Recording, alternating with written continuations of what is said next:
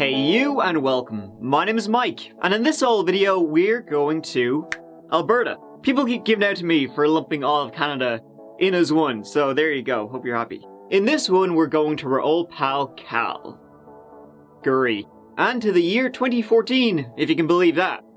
Douglas Garland was a man with a plan which he derived from a grudge he had, and it's just, oh man. A lot of you actually suggested this whole case to me, which is tickety-boo. So let's give it a go.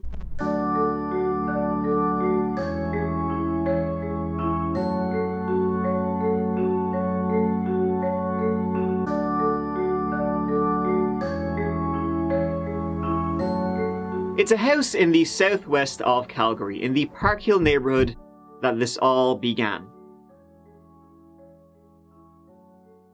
Well, you know, it had actually been bubbling for a while, unbeknownst to most, but this is when we'll begin. Jennifer O'Brien, a busy mother with 3 young lads, was popping by that address on the Monday morning of June 30th. Her parents, Alvin and Kathy Liknes, lived there, and Jennifer's 5-year-old son, Nathan, who adored his grandparents, had just spent the night with them in the house Jennifer and her 4 siblings grew up in. When she arrived, the door was open. She walked in carrying her young baby in her arms, and she could instantly tell something was wrong. There was a certain smell, but the real giveaway was blood. Lots of blood everywhere. The beds, the walls, floor cabinets. But with all that, there were no bodies. Instead, drag marks, and Alvin, Kathy, and young Nathan were nowhere to be found. Jennifer immediately called her husband, telling him that, you know, somebody killed her son and parents and had taken the bodies with them wherever they went. She then called the police, who, the first thing they said to Jennifer was, "Get inside your car, lock the door." When they arrived, the police, immediately began searching every nook and cranny in the house, hoping that Nathan, maybe he had seen something and hidden. He would be small enough, but after searching everywhere in the house, nada. It was clear that Alvin, Kathy, and Nathan had most likely been taken somewhere. They found on the side door a lock which had been tampered with. Seems how whoever did this, well, they popped in that way. No DNA or evidence relating to the perpetrator was found. In fact, they discovered diddly squat at the house at this stage. The blood matched that of all 3 people who were known to have been in the house, and a tooth was discovered which may have belonged to Alvin. A missing persons investigation began. An Amber Alert was issued for missing Nathan. This, no shit Sherlock, was pretty quickly just about everywhere. Out of that incredible story in Calgary, the one the whole country is watching, the disappearance of a 5-year-old boy and his grandparents. You are our superhero right now, and we're going to bring you home very soon. The father of missing 5-year-old Nathan O'Brien breaking down as the entire family pleads for help locating their son and the child's missing maternal grandparents, 66-year-old Alvin Liknes and his 53-year-old wife, Kathy. The best people that can be with you other than us is your grandparents. An Amber Alert was issued Monday after Nathan's mother went to pick him up at his grandparents' Calgary home and found the trio was gone. There are signs they did not leave their home voluntarily. Police insist they still have hope that all 3 will be found alive. Tips came pouring in, soaking them up. And the police got loads of videos and CCTV from nearby homes and businesses. Folks were pitching in to try and, help solve such a horrific crime.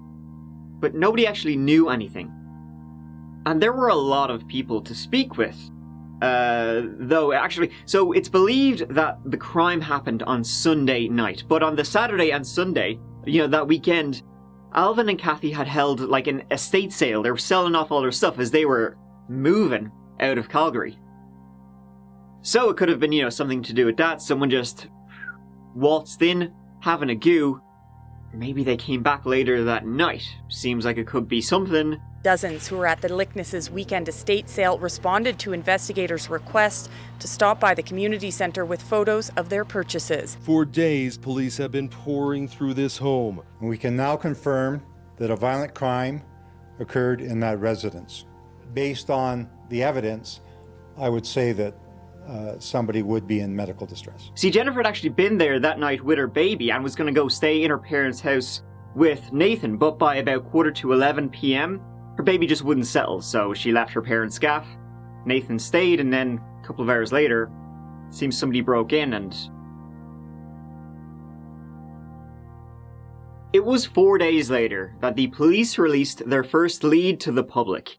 It was a green truck, a late 80s, possibly early 90s Ford F-150, and it had been on the street outside the house the night... Well, what happened happened. We begin with breaking news and a possible new lead in the search for missing 5-year-old Nathan O'Brien and his grandparents. Police releasing photos of this truck that they're looking for. They're looking to identify the truck and the driver of the vehicle, who they say may have information about the three missing, Nathan and his grandparents. Now, releasing that image turned out to be a very smart move, because not long after, the authorities... they got a call saying, yep, I know that truck. In fact, I'm looking at the bloody, maybe literally bloody thing right now. That truck belonged to their very own brother. The person who called was the sister of that brother, and her name was Patty Garland. Her brother's name was Douglas Garland.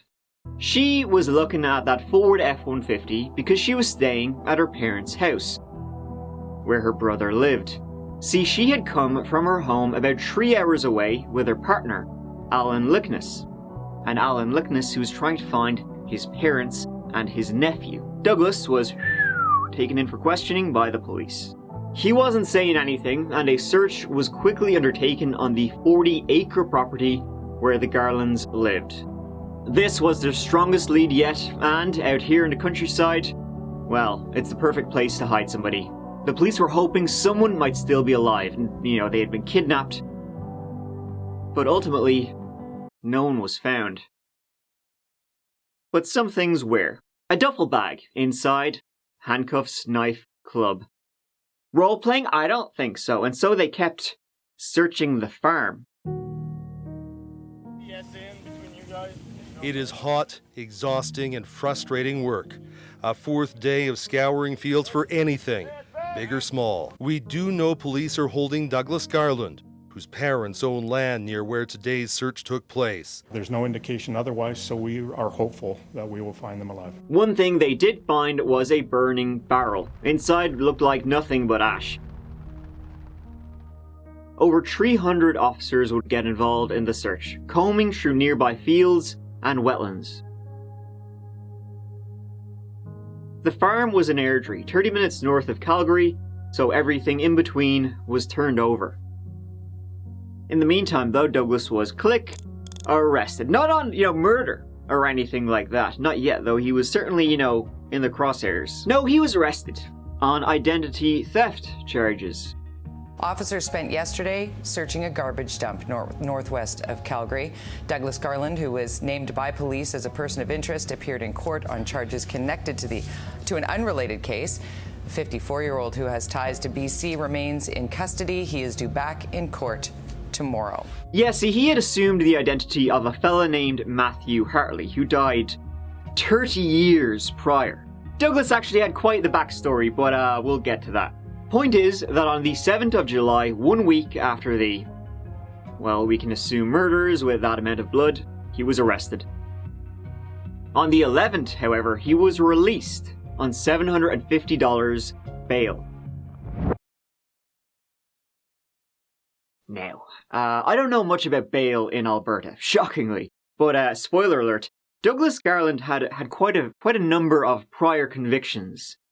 So $750 seems quite low, especially as he's like, your number one bozo. So I think, and I could be completely wrong on this, right? But I think they set the bail so low so that he would get out, and then the police would follow him and see what he did and where he went. After all, the chances of, Alvin, Kathy, and Nathan being still alive was very, very low, especially after that amount of blood was found in a house. But if he did have them somewhere, he would probably go there. So when they released him, they were like, "Alright, Doug, D-back.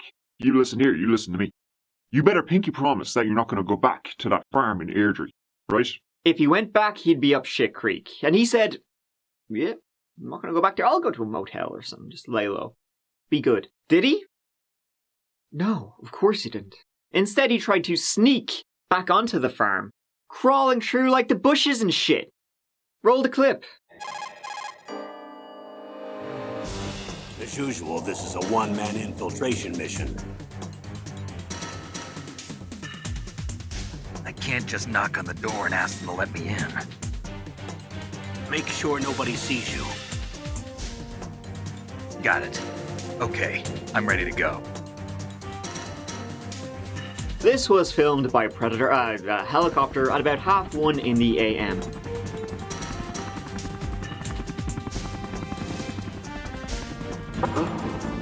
What was that noise? It was later that day that Douglas was charged with 2 counts of first-degree murder and 1 count of second-degree murder.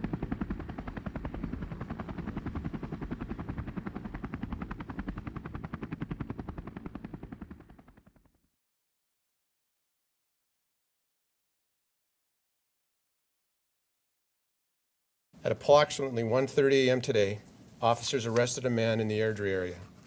He is currently in custody, and charges of 2 counts of first-degree murder and 1 count of second-degree murder are pending. The Amber Alert in relation to this file has been discontinued.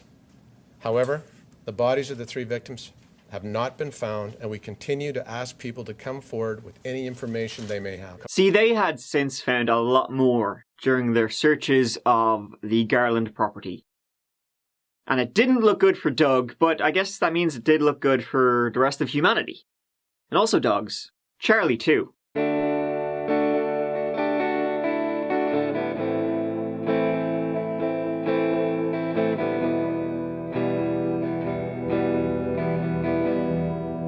Inside that burn barrel, under the ash, they found bits of bone, teeth, and a pair of glasses. They were unable to determine who owned the glasses, but it was either Alvin or Kathy.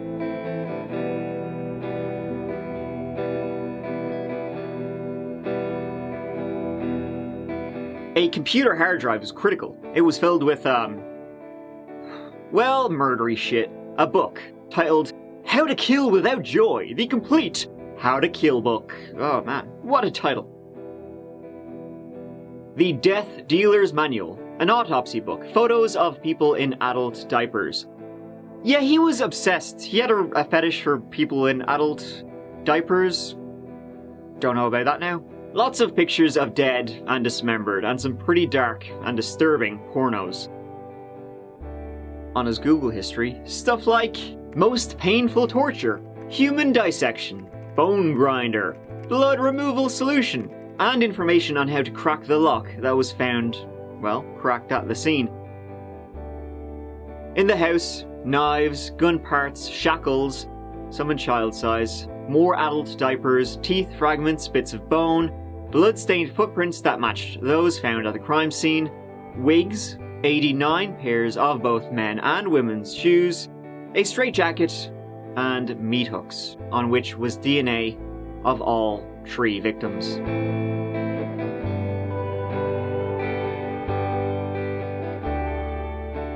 But the crowning piece of evidence, right, when this would go to trial, it was something that came from the heavens. Literally.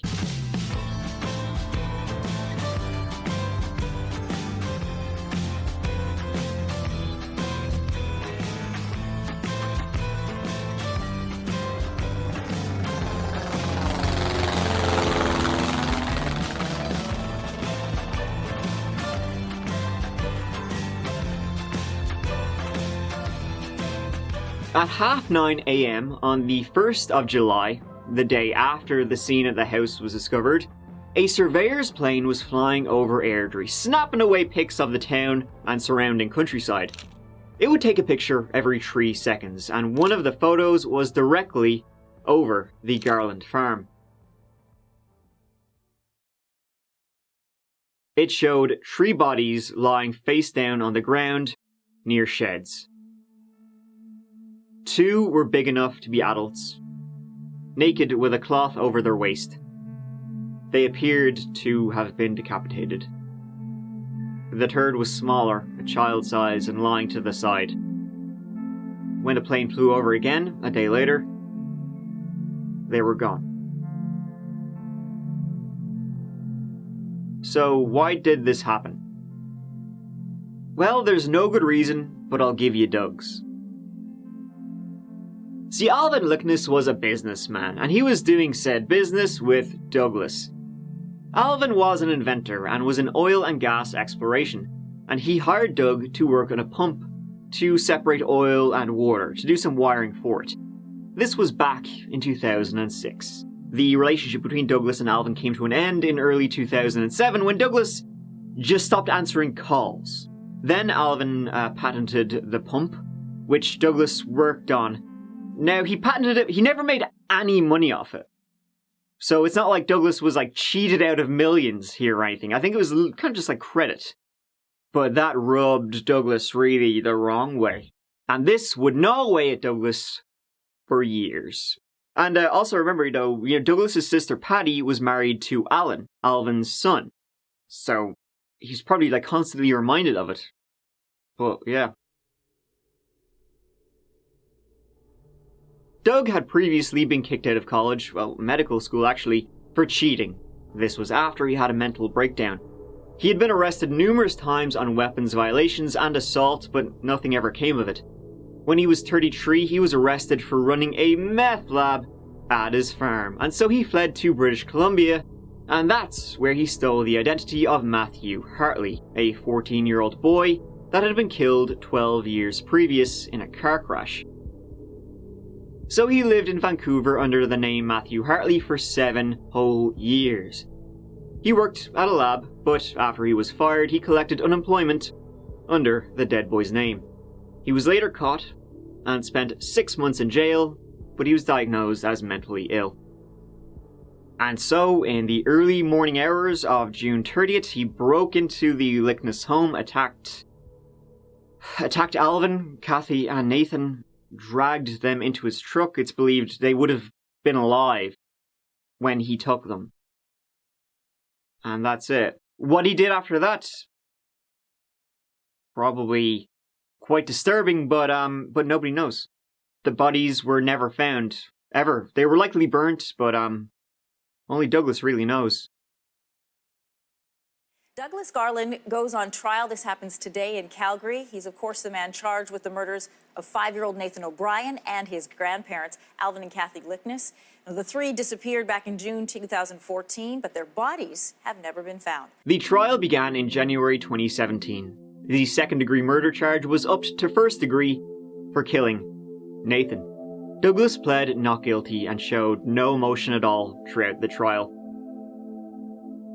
Douglas Garland was a lonely man with few friends. That's the picture his parents painted today as they took the witness stand on day 2 of his Court of Queen's Bench trial. Garland had planned the killing of the Likneses for several years over a grudge he had against Alvin Liknes, for a business deal that had gone wrong. There's no evidence, forensic or scientific, that puts Douglas Garland in the home of the 3 people he's accused of killing. Those are the words of his defense lawyer, Kim Ross, who in final arguments today suggested that without that evidence, Garland should be acquitted of 3 counts of first-degree murder. On February 16, 2017, Douglas was found guilty on 3 counts of first-degree murder. He was sentenced to life without parole for the maximum of 75 years. Theoretically, Douglas Garland would be 129 years old before he can apply for parole. Justice David Gates called Garland's crimes a case of cunning, cruel abduction, torture, and murder. It's been pivotal, it's been brutal, it's been difficult. I think people are going to feel some sense of relief in the outcome now, but it's a story that's going to stick with Calgarians for a long time yet. In her victim impact statement, Jennifer O'Brien, who lost parents and a son, said, "I take comfort in knowing that Douglas Garland will be locked up for life." But she told the court, "Sometimes I'm angry. Other days, I just cry all day. It is particularly hard watching Nathan's friends grow," she said, "knowing I will never watch my son grow or score the winning goal." He has since appealed, which went over about as well as a turd in a punch bowl. Wasn't a popular one. Overall, the Crown says the defense is cherry-picking pieces of evidence, misrepresenting it, and ignoring the wider scope of the investigation. And there you have it. One of the most disturbing cases I've covered lately, I think for sure. Harrowing in every way, such a brutal attack, on 3 innocent people, one of whom was a 5-year-old boy, for a grudge that happened 7 years previous, over kind of nothing. Since then, the Nathan O'Brien Children's Foundation has been set up in his memory, which you'll love to see. To end, I should point out that on the day Douglas was convicted, when he was brought to prison, he was attacked by several inmates. Quote, "It's alleged several men assaulted the 57-year-old man, causing serious injuries." Garland himself looked much the same in court, but hunched over and having trouble to walk. As it has also been reported, he's been assaulted in prison multiple times since his 2017 conviction. Which you also love to see. Thank you so much for watching. I really appreciate it. I'll see you as always, real soon in the next one. Till then, take care of yourselves. Mike out.